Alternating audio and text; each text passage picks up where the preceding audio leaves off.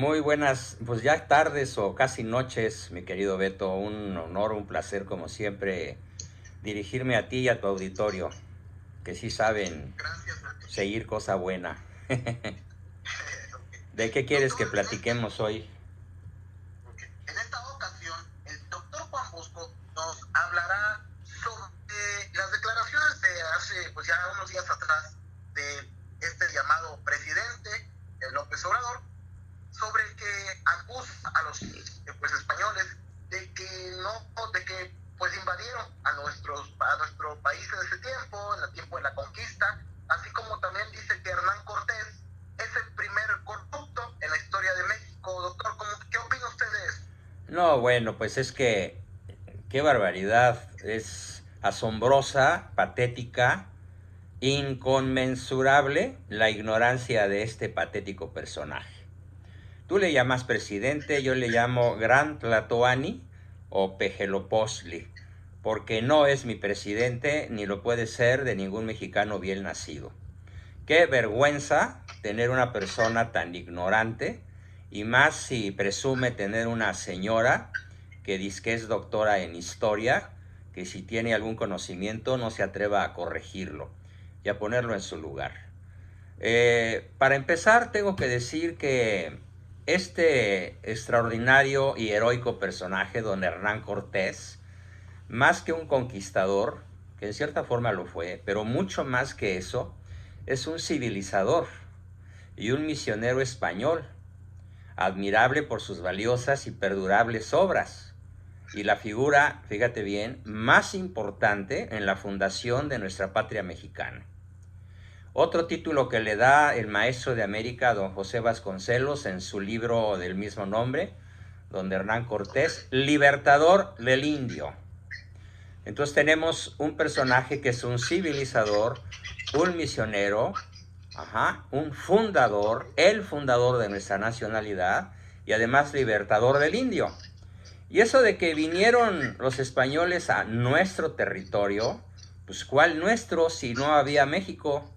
No existía.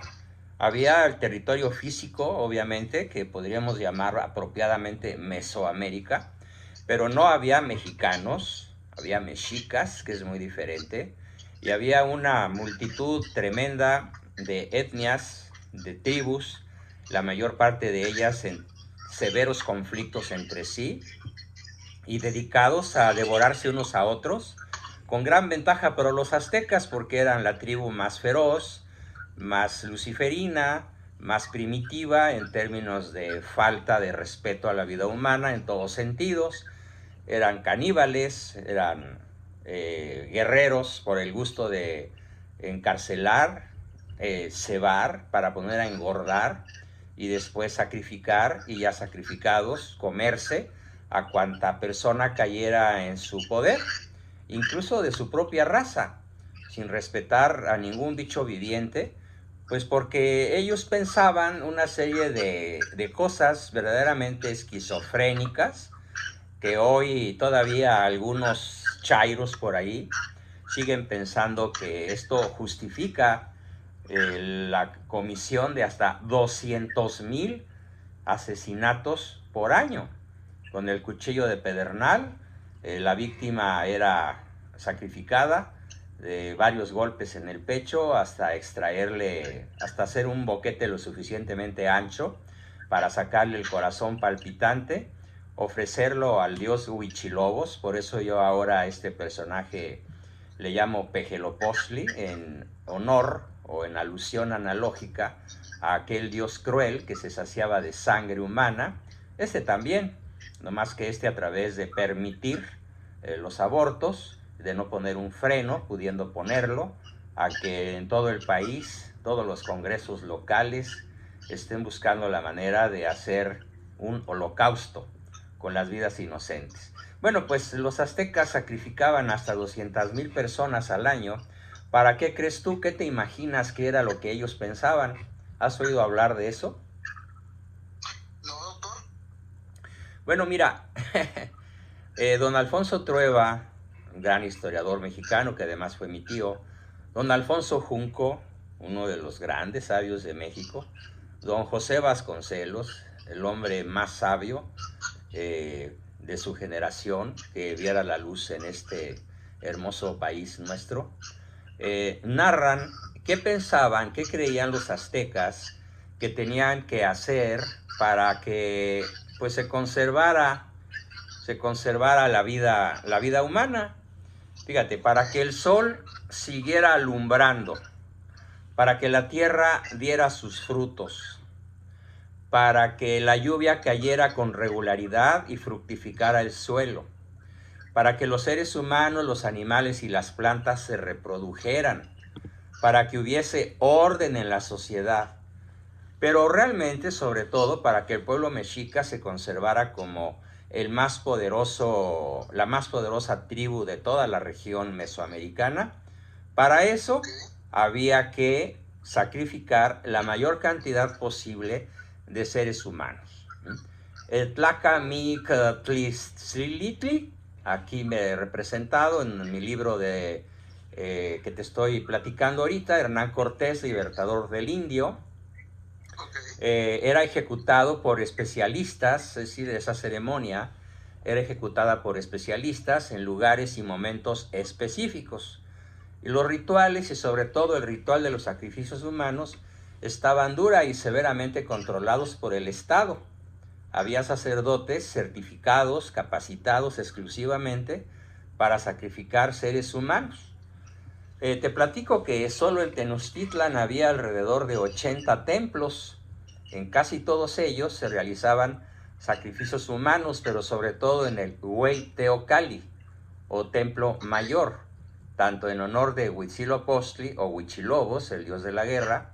Huichilobos lo nombraron así los españoles más que nada por razones de que les era muy difícil pronunciar esa palabra, Huitzilopochtli. Y bueno, en alusión a la ferocidad de este dios, pues le pusieron Huichilobos. Lo mismo a Tlaloc, el dios de la lluvia, y a otra multitud de dioses, porque pues era una subcultura o una contracultura politeísta. La víctima del sacrificio era considerada una valiosísima ofrenda que se daba a los dioses para ayudarlos a que las fuerzas de la naturaleza y el cosmos siguieran funcionando. Fíjate, los aztecas creían que si se dejaba de hacer sacrificios humanos, o que si Aztlán, la capital Tenochtitlan, caía vencida en alguna acción guerrera, literalmente el mundo se iba a acabar. Eso era, pues obviamente con todo lo que te he dicho, un pensamiento que la psiquiatría moderna juzga de esquizoparanoico, ¿sí? La tribu azteca era una tribu en donde la esquizofrenia paranoica, como la que ahora padece el Pejelopostli actual, pues era una patología colectiva. Ahora el nuevo Pejelopostli la impone a cuando menos unos 30 millones de habitantes y nos hace víctima de su paranoia y sus enfermedades mentales al resto de la población. Bueno, pues en aquella época el sacrificado, que podía ser de cualquier edad y sexo, siempre era un cautivo o esclavo, pero algunas veces pertenecía al mismo pueblo o incluso a la nobleza mexica.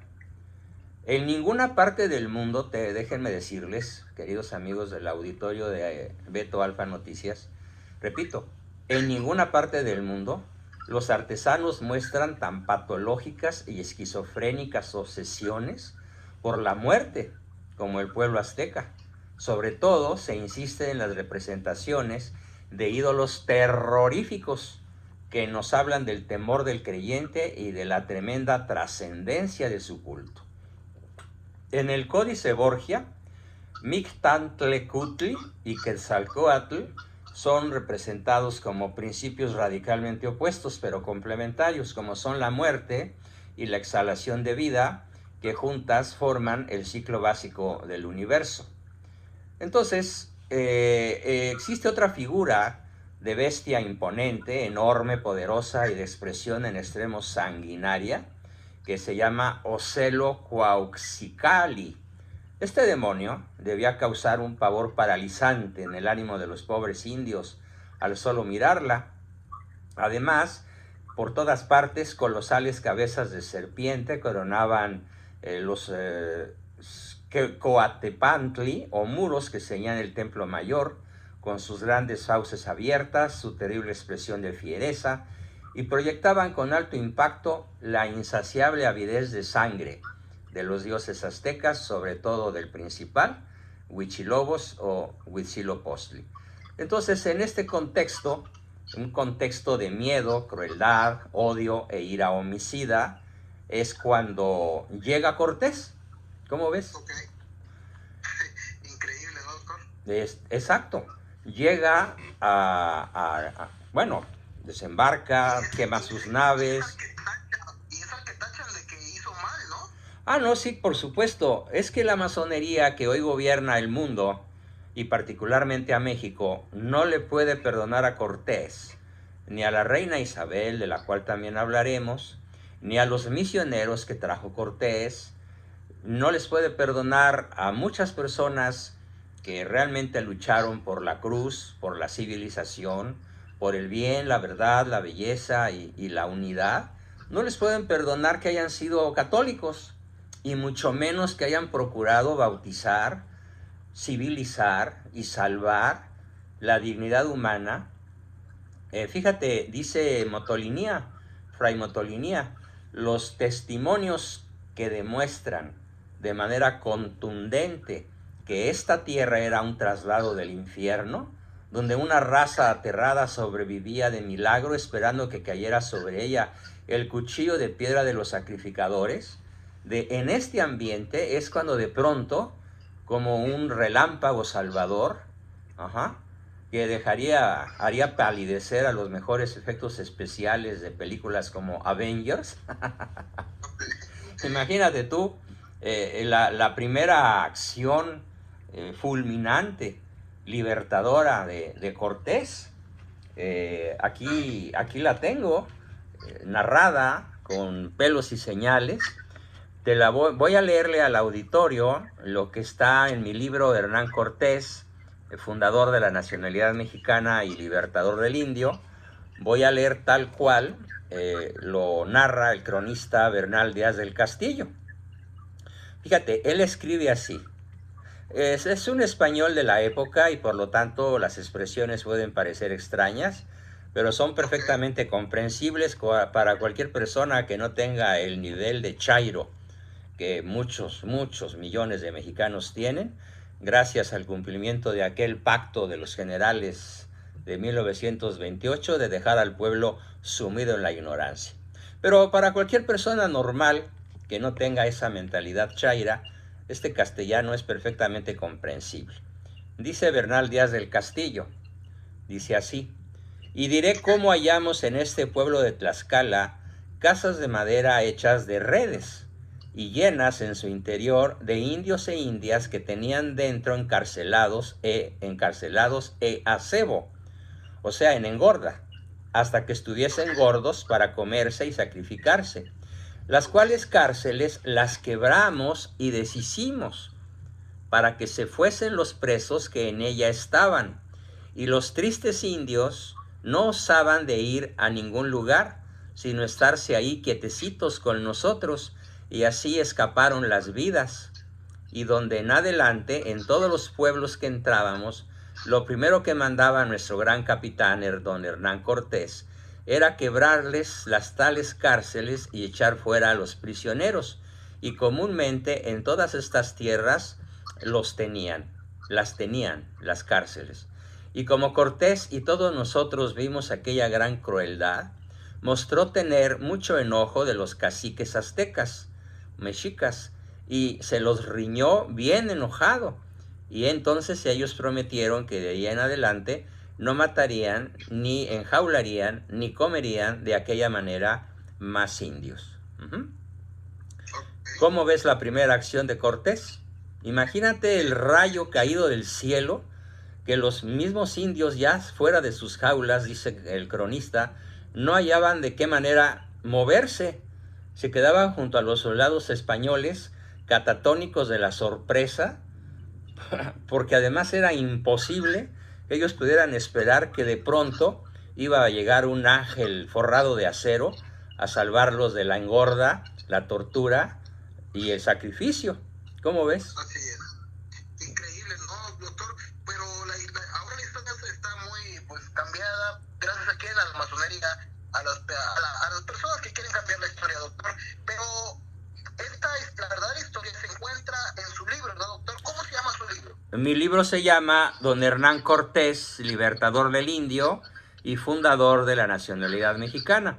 Lo estoy mostrando en el video que estoy filmando para que quede claramente entendido por la gente, por todos tus oyentes, mis lectores potenciales, actuales y futuros, pues que este libro profundamente documentado, con autores extremadamente serios como Carlos Alvear Acevedo, maestro de historia, doctor en historia, don José Vasconcelos, don José Fuentes Mares, pero sobre todo el más egregio de todos, el mismísimo don José Vasconcelos. ¿Y por qué no? También cito a mi padre, cuya pluma no tiene nada que pedirle a ninguno de los citados anteriormente a él. Allí demuestro justamente cómo está el acto de quebrar y abrir las cerraduras de las cárceles, donde los aztecas engordaban víctimas tlaxcaltecas para sacrificarlos y comérselos después, como nos refiere el soldado cronista. Esto encierra el maravilloso y profundo significado del bien honesto que con su victoriosa y certera espada trajo Hernán Cortés a los poblados nativos. Imposible para ellos que esto algún día iba a suceder. Fue como un milagro, literalmente, caído del cielo. Así es, doctor. Bueno, doctor, ¿cómo pueden conseguir estos libros tan importantes de la historia de México? Para que ya no le sigan pues oyendo sus tonterías que habla un señor que se hace llamar presidente, quien acusó que Hernán Cortés fue el primer corrupto y vimos que es todo lo contrario. ¿Cómo pueden adquirir sus libros? Bueno, mira, antes de decirlo, quiero leer qué dice Cortés acerca de su misión en estas tierras. ¿Sí? Fíjate, su puño y letra en las cartas de relación al rey de España, Cortés escribe lo siguiente. Platica lo que les dijo a sus soldados antes de echarse a la aventura. Dice: yo acometo esta gran aventura, una grande y hermosa hazaña, que será después muy famosa. Callo cuán agradable será a Dios nuestro Señor, por cuyo amor he de hacer de muy buena gana todos estos trabajos. Dejaré aparte el peligro de vida y honra que he pasado y que vamos a pasar haciendo esta flota, porque no creáis, queridos soldados, que pretendo con todo esto gran ganancia material, cuanto el honor. Que los buenos más queremos honra que riqueza. Comenzamos guerra justa y buena y de gran fama. Dios Todopoderoso, hace una oración Cortés, Dios Todopoderoso, en cuyo nombre y fe se hace, nos dará la victoria. Y yo comento que de acuerdo con la opinión uniforme y general de todas las naciones de Europa de aquella época, no solo acerca de la licitud, sino aún de la obligación que las naciones cristianas tenían de hacer la guerra a los infieles, y el derecho que esta guerra justa les daba para aprovecharse de sus despojos. Jamás cometieron genocidio los españoles en América. Posiblemente hubo abusos muy crueles en Chile, en Argentina, pero en México los abusos fueron muy limitados y severamente castigados por el mismo Cortés. Así que esa acusación del Pejelopóstle de que Cortés fue el primer gran corrupto carece de absolutos fundamentos. Cortés creó, según las leyes de la época, el primer municipio civilizado de este continente, la Villa Rica de la Veracruz, ¿sí? Naturalmente, con todas las leyes de la época, que a una persona tan abstrusa y limitada como lo es el Pejelopóstle y su señora que lo acompaña, les resulta imposible entender que el derecho positivo actual no puede ser el mismo que el derecho positivo de hace 500 años exactamente. Entonces, basándose en el derecho positivo, en el derecho escrito y en las costumbres de la época, Cortés, con absoluta honestidad, ahora sí que honestidad valiente, funda el primer municipio de América, celebra la primera misa y dedica toda su vida a evangelizar, a bautizar, a convencer, a rescatar etnias enteras de las garras de la antropofagia, de los sacrificios humanos y de las garras de Lucifer, porque, como dice Motolinía, esto era un reinado del infierno. Por eso, en otro de mis libros que también pueden conseguir, que se llama Mesoamérica Precortesiana, Imperio de la Muerte, del cual hablaremos en otra ocasión, bueno, pues contesto tu pregunta de cómo y dónde se pueden conseguir. Pues mira, la manera más sencilla es mandar un WhatsApp a mi celular, si estás en México o sitios aledaños de la República Mexicana. Marca el 55 54 13 82 35. Ojalá lo puedas publicar en un cintillo, mi querido amigo Beto. Claro que sí, doctor. ¿Sí? Lo repito, 55 54 13 82 35. O bien un correo electrónico a juanboscoabascal@me.com para que inmediatamente te lo surtamos en dos modalidades. Una es un libro virtual que puedes recibir en tu correo electrónico en formato PDF, bajarlo, leerlo en letra grande, chiquita, como quieras, imprimirlo. El comprarlo te da derecho a impresión. O lo puedes adquirir de manera física, que es este libro un poquito de color café claro, no propiamente amarillo, en donde narro todas las hazañas de este extraordinario personaje que, te repito, es el fundador de la nacionalidad mexicana, el libertador del indio y verdaderamente el padre de la patria mexicana. Porque mientras que en el norte de América, en Norteamérica, ingleses y franceses, más los ingleses, se dedicaron al exterminio de las tribus, como siempre lo digo de manera un poco jocosa, los ingleses tenían como lema: el mejor indio es el indio muerto. Y el lema de Cortés y sus compañeros era: la mejor india es la india mía y papas, y aquí estamos. ¿Sí? De no haber sido por esa visión de estadista, civilizador, libertador, misionero de Cortés, simple y llanamente, México no existiría, porque hubiera sido ese territorio conquistado por la fiereza, la piratería inglesa, y hoy tendrían a los descendientes de aquellos pobres indígenas, pues como tienen a los indígenas norteamericanos, encerrados en Indian Reservation, dedicados al juego de azar, a los casinos, al alcohol, a las drogas, porque es una manera de evitar que esas etnias progresen y lleguen a ocupar el lugar que les corresponde, pues como personas en el continente del cual son nativos. En cambio acá, ya desde los primeros años de la colonia, personajes extraordinarios, de origen estrictamente indígena, lo mismo que mestizo, criollo español, formaron esta nueva etnia, esta nueva raza, la cultura, la nacionalidad, mejor dicho, mexicana, que ha sido perseguida, traicionada, denostada, calumniada por dos grandes tipos de personas: los ignorantes, al estilo del Pejelopostli, o los masones, también al estilo del Pejelopostli. Y aquí no importa si los masones son ignorantes o eruditos. Anda por ahí una serie de televisión que se llama Hernán, que tiene una enorme cantidad de datos y, claro, reinterpretados a la manera anticatólica, a la manera antihistórica, para volver a denostar, a humillar, a sacar del corazón y de la mente del mexicano en general y de cualquier ciudadano de la tierra que vea esa serie, la verdadera figura de un héroe que obviamente no fue un santo y cometió errores como cualquiera de nosotros, pero que justamente vale la pena colocar en el lugar que le corresponde, el lugar de civilizador, misionero y libertador, y solo secundariamente conquistador. Pues esto sobre Cortés, mi querido Beto.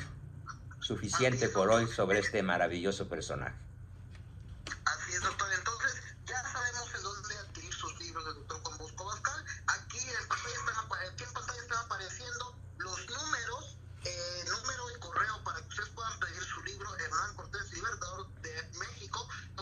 Libertador del indio, no, es libertador del indio y fundador de la nacionalidad mexicana. No fue libertador de México porque México no existía. Es un concepto que hay que tener muy claro. México comienza su existencia a partir de 1521, cuando nace el primer mestizo, es más, 1520, cuando nace Martín Cortés. Ahí empieza México. ¿Sí? Es fundador entonces, ¿no? Es el fundador de la nacionalidad mexicana. Así es, estrictamente. Bueno, ok. Bueno, entonces, bueno, doctor, muchísimas gracias por esta explicación. Compren y adquieran los libros del doctor Juan Bosco Vázquez, si en verdad que si quieren conocer la verdadera historia de México, la verdadera historia de nuestros héroes, que no tachan como héroes y que en verdad sí lo son. Muchas gracias, doctor. Muchas gracias, mi querido Beto, y hasta la próxima.